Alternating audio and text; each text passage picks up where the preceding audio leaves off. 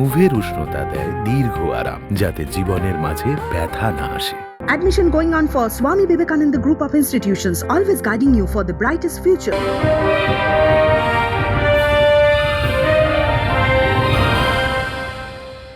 ফিরে এলাম বিরতির পর। এবার ডেকে নেব অধ্যাপক বিশ্বনাথ চক্রবর্তীকে। কি বলেন তিনি? নমস্কার সবাইকে, শুভ সন্ধ্যা। আমি কয়েকটা বিষয় আগে পরিষ্কার করবি। দিনের শেষে আমি শিক্ষক, ফলে আমি বক্তার থেকেও শিক্ষক হিসাবে বলতে চাই যে এখানে মিডিয়া শব্দটা যখন বলা হচ্ছে, আমার সব বক্তাই নিউজ মিডিয়াকে বলছে, কিন্তু আমি একজন অধ্যাপক হিসাবে মনে করি মিডিয়া অনেক বড় স্পেকট্রাম। মিডিয়া শব্দ যখন বলছি আমি, তখন নিউজ মিডিয়া একটা পার্ট মাত্র। যেমন ধরুন, আপনারা যখন বাড়িতে চ্যানেল খোলেন, আপনি দেখবেন প্রায় 700 চ্যানেল আছে। কোনোটা এন্টারটেনমেন্ট চ্যানেল, তারাও নিউজের উপর ভিত্তি করে এন্টারটেনমেন্ট দেখায়।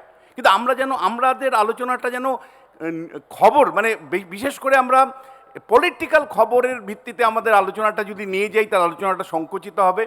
যদি আমরা এটা একটু বিস্তার করি, তাহলে নিউজ দেখবেন আপনি পশ্চিমবাংলায় একাধিক চ্যানেল আছে, যে চ্যানেলগুলো কেবলমাত্র মহাকাশ গবেষণা নিয়ে প্রতিদিন তাদের চ্যানেল চলে এবং হাজার হাজার দর্শক, তাদের লাখ লাখ দর্শক। আমি যদি বলি, বহু চ্যানেল আছে যেগুলো কেবলমাত্র বিভিন্ন খাবার দাবারের খবর জোগাড় করে এবং সেগুলো রীতিমতো খবর আকারে প্রকাশ করে। এমন বহু চ্যানেল আছে যেগুলো পশু পাখির উপরে শুধুমাত্র নিউজ দিতে দেয়। বহু চ্যানেল আছে যারা জিওগ্রাফির উপরে, বহু চ্যানেল আছে যারা হিস্ট্রির উপরে চলে। ফলে মিডিয়া শব্দটা কিন্তু আপনি যদি মাত্র পলিটিক্যাল নিউজ মিডিয়া ধরেন, তাহলে আমার মনে হয় আলোচনাটা ভীষণ ভীষণ সংকুচিত হবে। বৃহত্তম জায়গা থেকে যদি ধরি, তাহলে আলোচনাটা কিন্তু পুরোপুরি আলাদা ধরনের হবে। দ্বিতীয় যে বিষয়টা, যেন খবর শব্দটা যখন আমরা বলছি, এই খবর কিন্তু কেবলমাত্র পলিটিক্যাল খবর হতে পারে না। খবর কিন্তু অনেক ধরনের খবর আছে, যে খবরগুলো কিছু খবর সামাজিক জায়গা থেকে আসে, সামাজিক চ্যানেলগুলো সেগুলো প্রকাশ করে। বহু খবর আসে বিজনেস সংক্রান্ত খবর, যেগুলো বিজনেস চ্যানেলগুলো খবর প্রচার করে, নিউজ পেপার আলোচনা করে।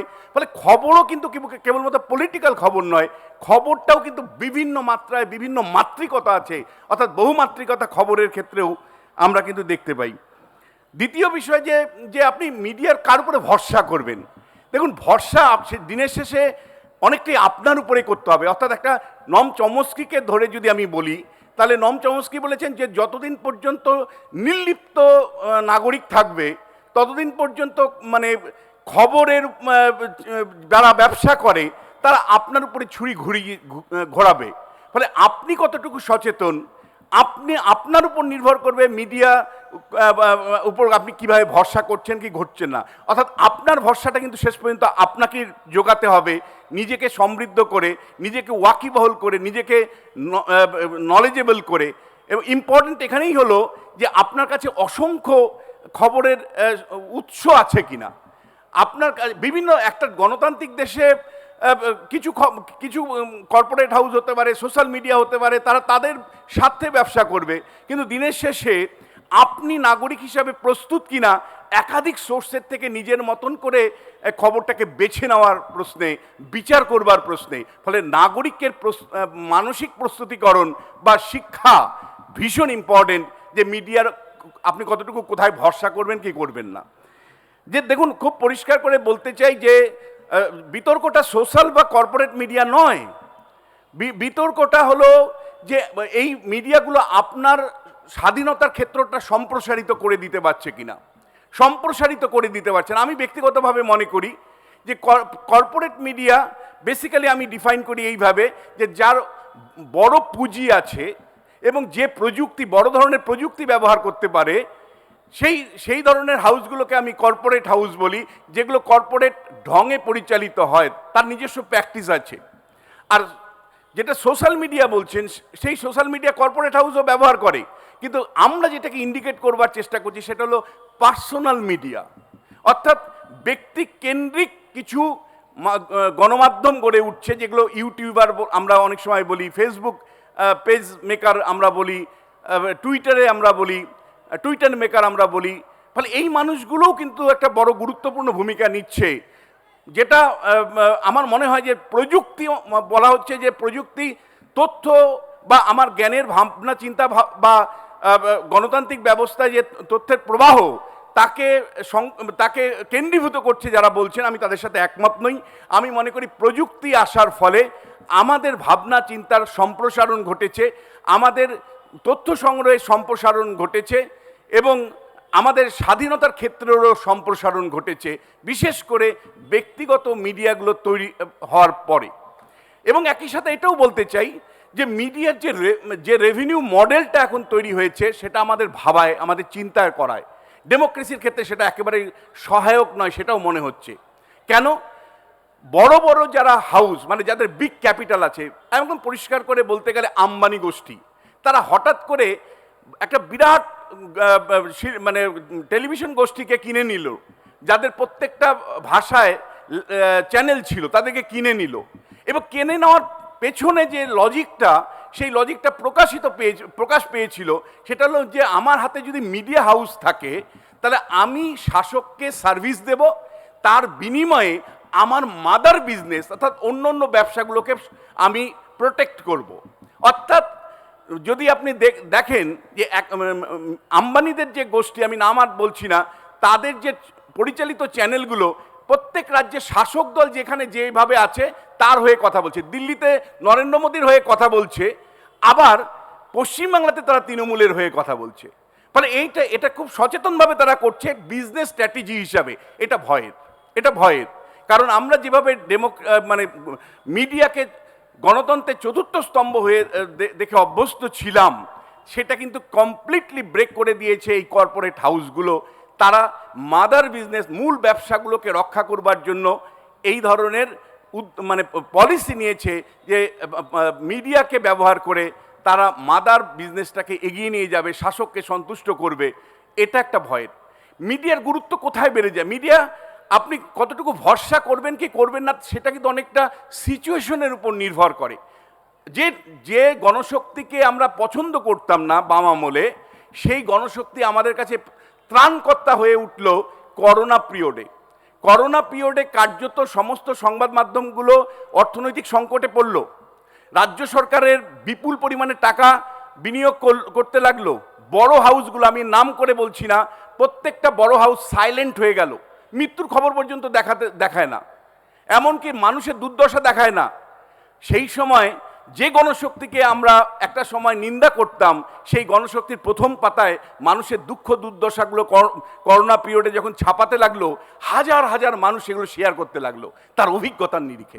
সেই সময় গণশক্তি একটা নির্দিষ্ট প্রেক্ষিতে গণশক্তি মানুষের মানে মনের কথাগুলো বলতে লাগলো। সেই পিরিয়ডটা গণশক্তি প্রকৃত স্বাধীনতার জায়গা থেকে তার খবরটাকে আমার মনে হতে লাগলো যে না, এটাই প্রকৃত সংবাদ মাধ্যম। যেমন ধরুন এই মুহূর্তে রাম মন্দির নিয়ে যে ভাবনা চিন্তাগুলো আমাদের চারিদিকে ছড়িয়ে দিয়ে দেওয়া হচ্ছে, তার মধ্য দিয়ে একটা হিন্দুত্বের জাগরণ তৈরি করার উদ্যোগ নেওয়া হচ্ছে। আমি ভাবতে লাগলাম সত্যি আমার প্রাচীন ভারতবর্ষ জেগে উঠেছে, আবার ভারতবর্ষ বিশ্বের শ্রেষ্ঠ আসন দখল করছে। এই যে কর্পোরেট মিডিয়াকে পরিচালিত করে দেওয়া, সেই মুহূর্তে যখন কেউ না একটা সোশ্যাল মিডিয়ার বা পার্সোনাল মিডিয়ার মানুষ তার ইউটিউব চ্যানেল নিয়ে একটা রেজিস্ট্যান্স দিচ্ছে, এটাকে আমি বলি এভরিডে রেজিস্ট্যান্স। এই মিডিয়ার এই এভরিডে রেজিস্ট্যান্স রবিশ কুমার যখন দিচ্ছে, তখন মনে হচ্ছে রবিশ কুমারই প্রকৃত সাংবাদিক। আর ঠিক তেমনিভাবে পশ্চিমবাংলার ক্ষেত্রে যারা সরকারের অন্যায় অবিচারগুলোকে আমাদের সামনে তুলে ধরছে, তখন মনে হচ্ছে না এরাই হলো প্রকৃত সাংবাদিক। ফলে সাংবাদিক বা সংবাদ মাধ্যম প্রকৃত কি প্রকৃত নয়, জনস্বার্থে কাজ করছে কি করছে না, সেটা অনেকটাই নির্ভর করে আমাদের আশপাশের যে অভিজ্ঞতাগুলো হয়, সেই কনটেক্সটে সংবাদ মাধ্যম পরিচালিত হচ্ছে কি হচ্ছে না। সেই কনটেক্সটে সংবাদ মাধ্যম যদি পরিচালিত হয়, তখন আমরা বলি সংবাদ মাধ্যম সঠিকভাবে কাজ করছে। দেখুন, কোনো সংবাদ মাধ্যমেরই কর্পোরেট হাউস কেন, কোনো সংবাদ মাধ্যমেরই কাজের নিশ্চয়তা নেই। কাজের নিশ্চয়তা কি বল সংবাদ মাধ্যমে নেই, সমস্ত সর্বত্র জায়গা নেই। নয়া উদার অর্থনীতি জবের থেকে এসছে, ওই সেক্টর 5-এ যিনি চাকরি করেন, আজকে রাত্রেবেলা চাকরি করে এসছেন, কালকে সকালবেলা চিঠি আসছে যে না, তোমাকে কালকে থেকে লাগবে না। নয়া অর্থনীতির এটাই মানে অবস্থান।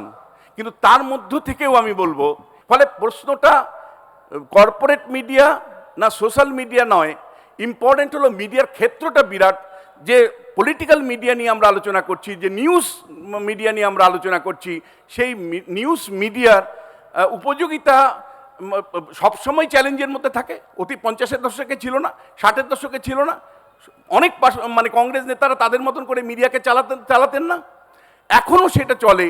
কিন্তু কর্পোরেট মিডিয়ার যেটা সমস্যা হয়েছে যে তারা মাদার বিজনেসের জন্য কিন্তু মিডিয়া হাউসগুলোকে খুলে বসেছে। সেখানে রেজিস্ট্যান্স হিসাবে কিন্তু আমি এই লোকাল মিডিয়া, ইন্ডিভিজুয়াল লেভেলের মিডিয়া, সোশ্যাল মিডিয়া দেখতে পাচ্ছি।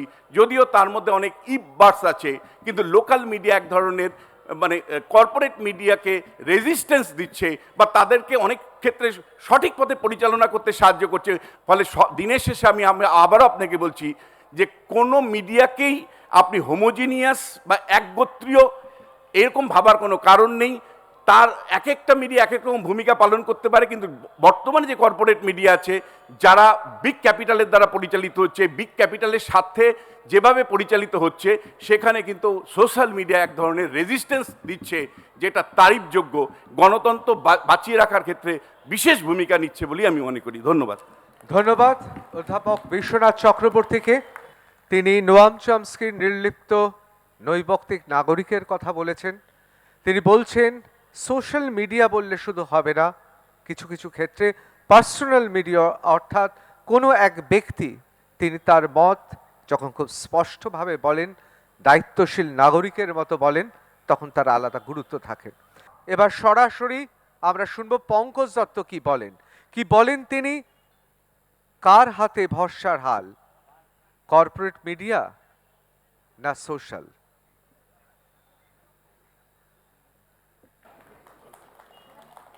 সমস্ত কল্যাণীবাসীকে ধন্যবাদ।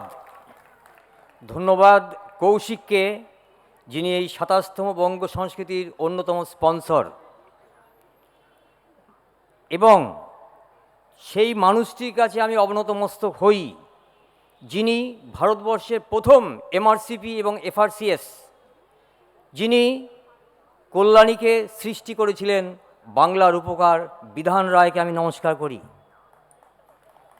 তার সেই স্বপ্নের জনপদ কল্যাণীতে দাঁড়িয়ে দু চারটে কথা বলার যে সুযোগ আমাকে করে দিয়েছে, I am grateful for that. এই জেলার সঙ্গে আমার সম্পর্ক অনেক দিনের। আমি এই জেলার এসপি ছিলাম। I have some nostalgia. আমি নস্টালজিক হয়ে যাই যখন নদিয়াতে আসি, কারণ ওই পলাশির আমবাগান থেকে বড় জাগুলিয়া অবধি দ্যাট ওয়াজ মাই জুরিসডিকশন, আমি কখনো ভুলি না। এই বাংলায় ভারতবর্ষে প্রথম মিডিয়া মুখ দেখেছিল কলকাতা। মানুষটির নাম Irish gentleman James Augustus Hicky. 1780 সালের 20শে জানুয়ারি বেঙ্গল গেজেট দিয়ে তিনি তার জার্নি শুরু করেছিলেন, এবং এই বেঙ্গল গেজেটের জন্য তাকে কিন্তু জেল খাটা, তার অফিস ঘেরাও করা, নির্যাতন করা, তাকে ডিপোর্টেশন, সব কিছু তাকে ফেস করতে হয়েছিল। কাকে ফেস করেছিলেন? তখনকার দিনের বাংলার বড়লাট ওয়ারেন হেস্টিংস। আর কলকাতায় তখন সুপ্রিম কোর্ট ছিল, তার চিফ জাস্টিসের নাম হচ্ছে এলাইজা ইম্পে। সে এলাইজা ইম্পে এবং গভর্নর জেনারেল যখন আপনার একসঙ্গে ষড়যন্ত্র করে, তার ফল হয় হিকি, যাকে বলা হয় পাপা অফ ইন্ডিয়ান জার্নালিজম, তার অকাল মৃত্যু। সেটাও কিন্তু ওই প্রথম বাংলা দেখেছে, ভারতবর্ষ দেখেছে হিকির মাধ্যমে। এসব অনেক আছে, কিন্তু আপনারা মনে রাখবেন যে 1780 থেকে 1975 অবধি একটা বাধাগদে চলেছে, সেটা ছিল প্রিন্ট মিডিয়ার বুম, প্রিন্ট মিডিয়ার যুগ। তারপর কিন্তু এসছে ডিজিটাল মিডিয়া। আপনারা দেখবেন যে আমাদের আগে আমরা দেখতাম দূরদর্শন। দূরদর্শন একটাই ছিল। 1978 সালের আগে আমরা এত চ্যানেল দেখিনি। 1978 সালে লন্ডন স্কুল অফ ইকোনমিক্স থেকে একটা পাশ করা চাপদাড়িওয়ালা ছেলে প্রথম একটা স্লট নিল বাংলায় আধ ঘন্টার, ইংলিশে একটা আধ ঘন্টা স্লট নিল। সেটা দেখাতো ওয়ার্ল্ড দিস উইক। এই ওয়ার্ল্ড দিস উইকের নায়ক ছিলেন প্রণয় রায়। এই প্রণয় রায় সেই আধ ঘন্টা দেখিয়ে আমাদের মধ্যে একটা থার্স্ট, একটা গ্রিড তৈরি করলো for news, for views and for information. That was the starting point of Indian journalism in the digital mode and in the television mode. সেই থেকে যে মানুষটিকে বলা হয় যে ফাদার অফ টেলিভিশন জার্নালিজম, সেই মানুষটি আজ কিন্তু আর টেলিভিশন জার্নালিজমের মধ্যে নেই।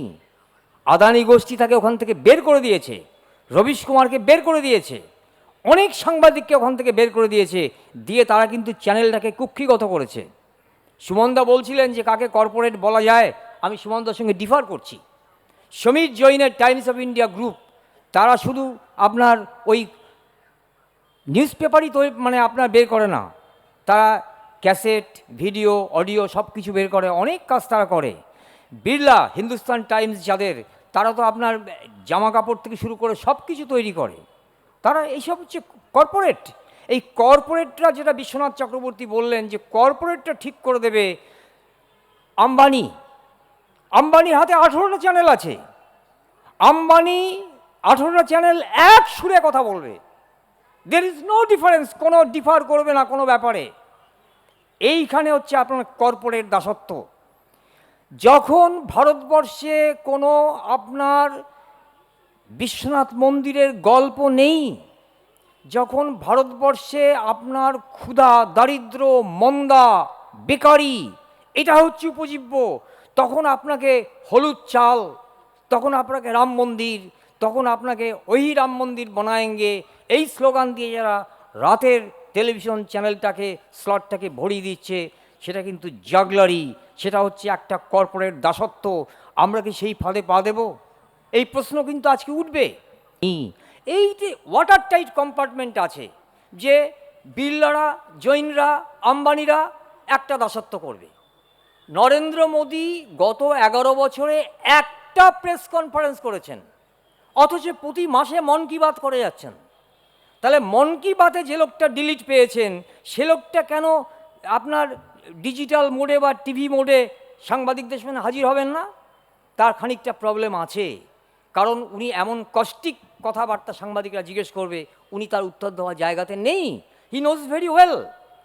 উনি যে নাটকে বনা করছেন in his capacity as prime minister, সেটা কিন্তু উনি ওই নিউজ পেপার ওদের সামনে হয়তো পারবেন, কিন্তু টিভি মিডিয়ার সামনে পারবেন না। He will be exposed.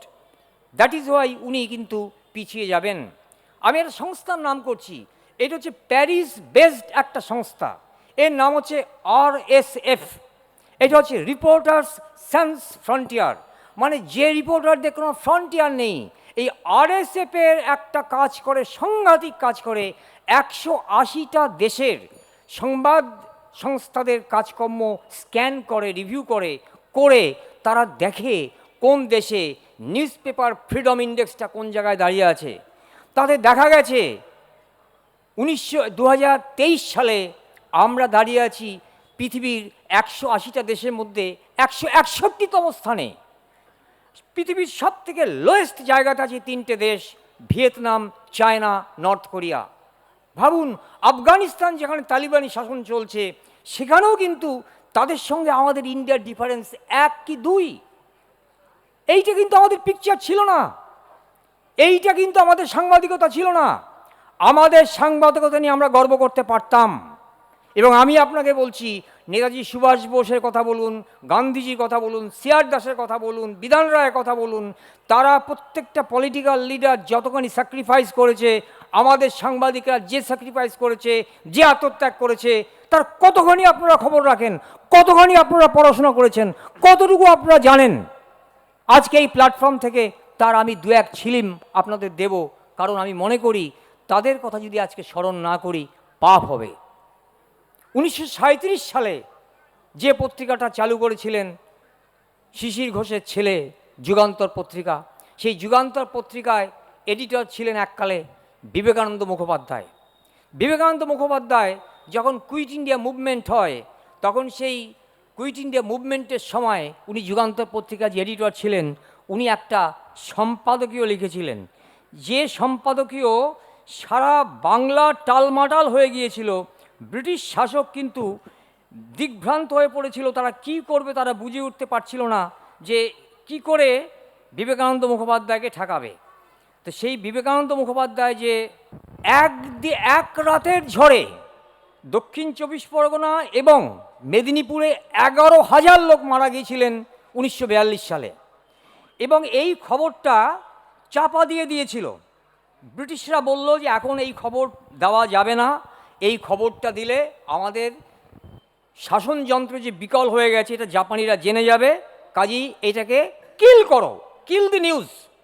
নিউজটাকে কিল করা হলো। বিবেকানন্দ মুখার্জি এইটাকে একটা এডিটোরিয়াল করলেন, তার নাম ছিল ঝড়ের বন্ধন মুক্তি। এই ঝড়ের বন্ধন মুক্তি বিখ্যাত এডিটোরিয়াল, তাতে লিখছেন বিবেকানন্দ মুখার্জি, আমি পড়ছি, আপনারা একটু শুনুন।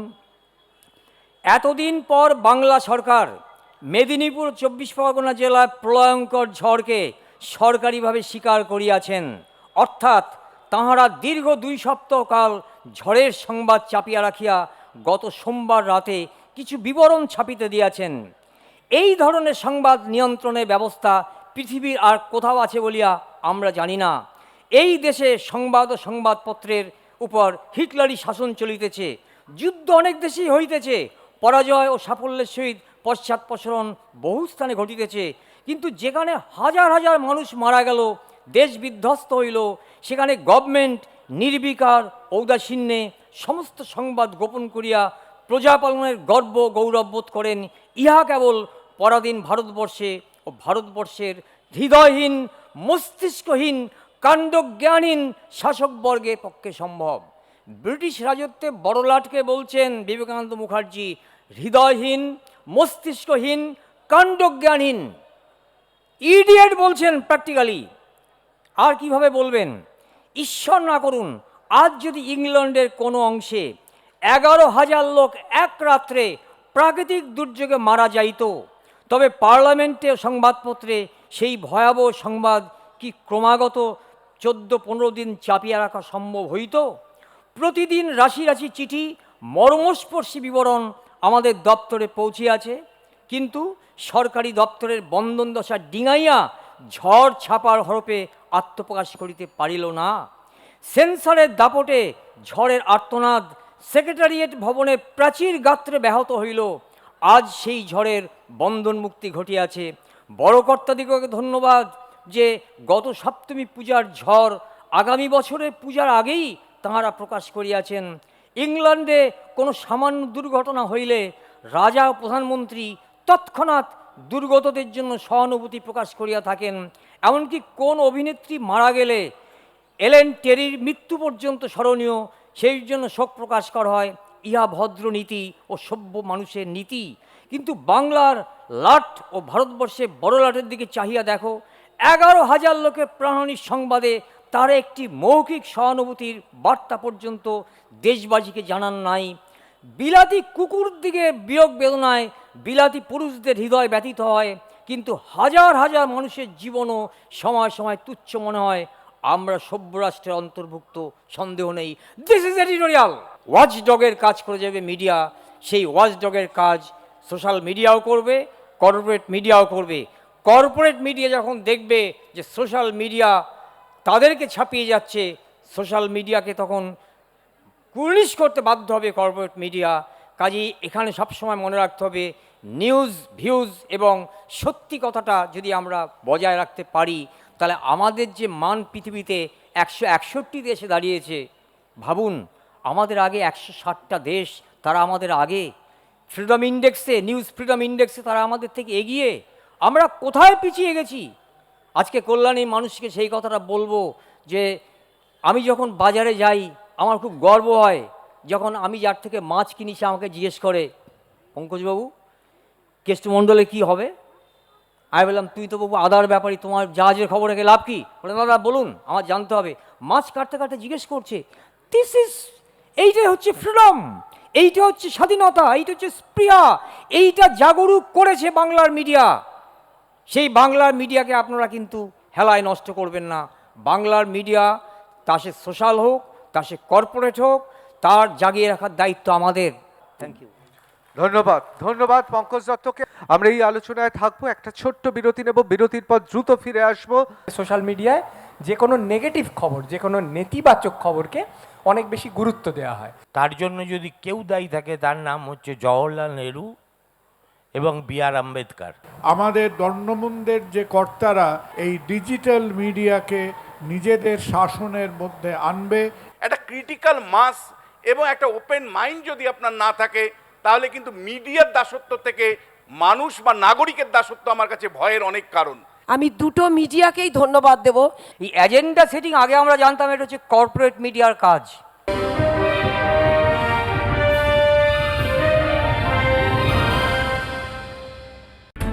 নিউজ ফ্ল্যাশ নিবেদন করছে সফেদ ডিটারজেন্ট পাউডার। मेरा सफेद तुरंत खुले भरपूर झाग दे मेरी चॉइस मेरा सफेद। Admission going on for Swami Vivekananda Group of Institutions, always guiding you for the brightest future.